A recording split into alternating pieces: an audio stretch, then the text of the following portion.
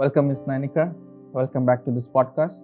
Thank In you. the previous episodes, we came across so many things. We spoke about your professional journey. We spoke about your educational journey. We spoke about the stigmas and also the misconception in mental health. Yes. And we came across a wonderful testimony from your client. Yes. Today, we are in the conclusion part. So, how are you feeling so far? I think it was great. It was amazing. Hopefully, the listeners get a little insight about mental health, and anyone who's looking for entering therapy or just looking into coming for therapy, hopefully this podcast serves them a little bit of push, or hopefully they get a little bit of motivation for them to come into therapy. Yeah. That sounds great, and it's really our privilege to have you in this podcast. Thank you. So before closing, even today I have a couple of questions. Without wasting much time, I will ask one by one, and let's do it. Well, each sickness has its own symptoms. Yeah. Say if the flu has its own symptoms. Yeah. So how do the individual, they come to know that they are suffering from the mental health or mental sickness, and how do someone know it's the right time to seek the help? Okay. So there are mainly three things. I call it the 3Ds. So the first one is duration, which is the time. So how long is this going on? Is it prolonging for? So your symptoms can be anything, right? From stress to panic attacks to anything that you're feeling in your body, or emotionally you're feeling sad, or whatever kind of emotions that is affecting you. How long is it going for?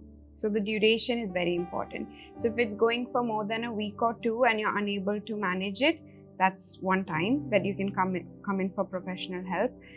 Second is distress. So what is the distress? Is it affecting your family? Is it affecting your work? Is it affecting relationships? Then it's time to come in for therapy as well. The third one is dysfunction. So if you feel like you're unable to cope, and you go into unhealthy coping styles, like you're going into drinking, you're going into smoking, because you're unable to cope with the issue, then I think it's time for you to come into therapy as well. 3D, it's very easy to remember. Yeah. So one is the duration, distress, and dysfunction. Yes. Okay, that's clear. My next question is, considering the current scenario, if we talk about the future, definitely the mental health issue is going to increase, or it's going to multiply. Yeah. So individuals or the students who is pursuing in your field, Yeah. or the students who are willing to pursue in this field, what is your encouragement message to them? Okay.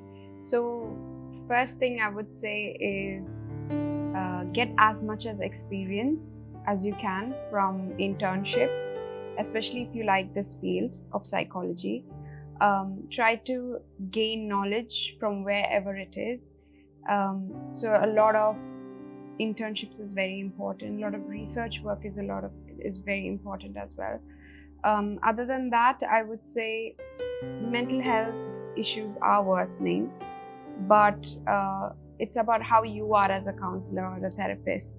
So make sure that you actively listen, you have a lot of empathy in you, and hopefully you have a lot of skills and you gain a lot of skills with these internships and the work experiences that you do. And what I would say is be focused, and when you are with a client, make sure that you're 100% with a client. If you don't feel up to it, then maybe reschedule your session.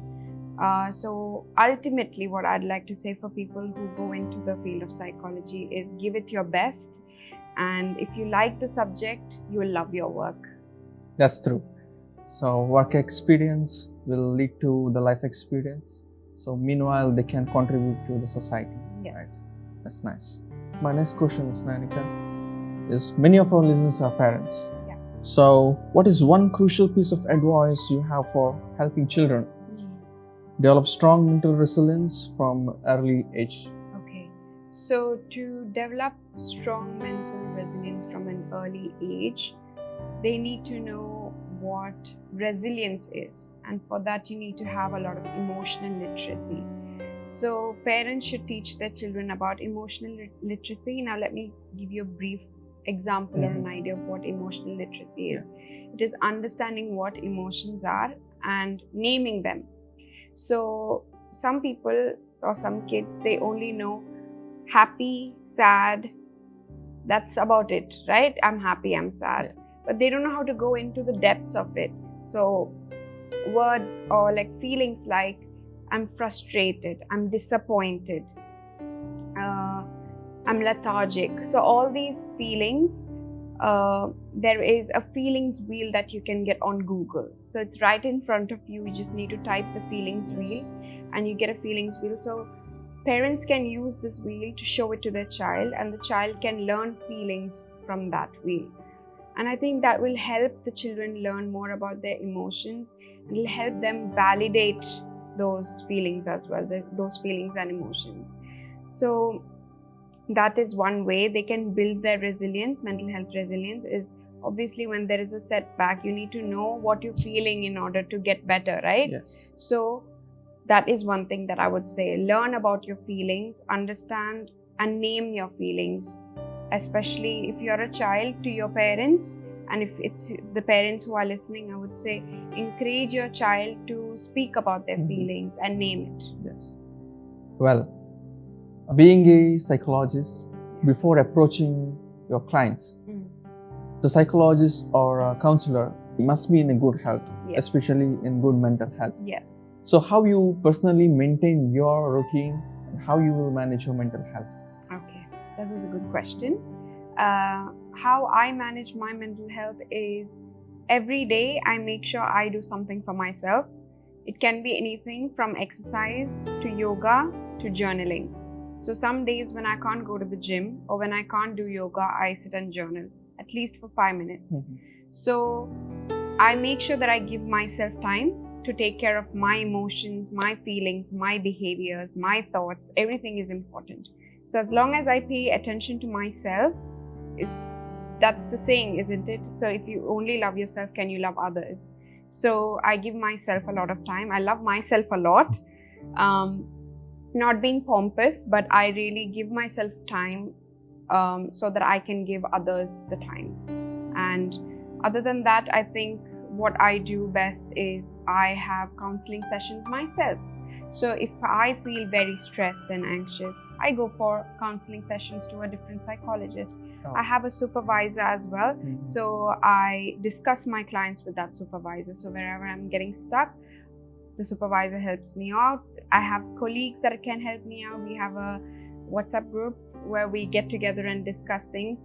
But in no case is the client's name or age or whatever, their personal issues are not discussed. By personal issues, I mean their demographics, where they stay or what their name is and where they're studying or what their age is, that is not discussed. Just the problem and how we can find a solution to it. So all of that is discussed within us, and that helps a lot. And you need those supervisions from a senior person, because you need to learn a lot. So that's one thing. And your question was how I take care of my mental health. That is very simple. Love yourself and you'll give yourself time and you'll take care of your mental health, your physical health and everything. And that's the most difficult part. Even when I was growing up, I had issues with loving myself, obviously because of what was happening in my life. But I gave myself a lot of time. I started to analyze my thoughts, my feelings, sat with myself, and I found my interests, my hobbies. So when you give yourself time, I feel like you give your mental health time. All right, that's nice. So it's the first time I heard that a psychologist approaching another psychologist. Yes, it's a common practice. That's a good thing to know. Yeah. And if you could leave one advice to our listeners as a takeaway message, what it would be? So the takeaway message would be give yourself 1 minute every day, which means if it is just 1 minute of putting your phone down and understanding what you're feeling in that 1 minute, what are you feeling? What are your thoughts? So give yourself 1 minute, start from that. I advise a lot of mindfulness and meditation, and it's not easy for you to start that just like that, right? So you need to start with 1 minute, whatever you're doing, it can be journaling, it can be running, exercise, whatever it is. Exercise, you can just stretch for 1 minute. So whatever you're doing, just give yourself time, and that time can start from 1 minute. That's what I mean. Yeah, so that is a takeaway message. All right. Love yourself, give yourself time. That's a very nice advice, to give time to ourselves and to Yes. love ourselves. Yes. When we love ourselves, definitely we will take care of our mental health. Yeah. Health and both mental health. Yes, both. Okay, that's nice. It was a wonderful experience with you, Ms. Nainika. Very big thanks to you for your time, for your dedication, and for your effort to convey the awareness to our society. Hope it's well reached to our listeners. You can reach Ms. Nainika at www.ourpositivepath.com, and same in the Instagram page. The details will be on the display. You can contact through mail, nainika@ourpositivepath.com.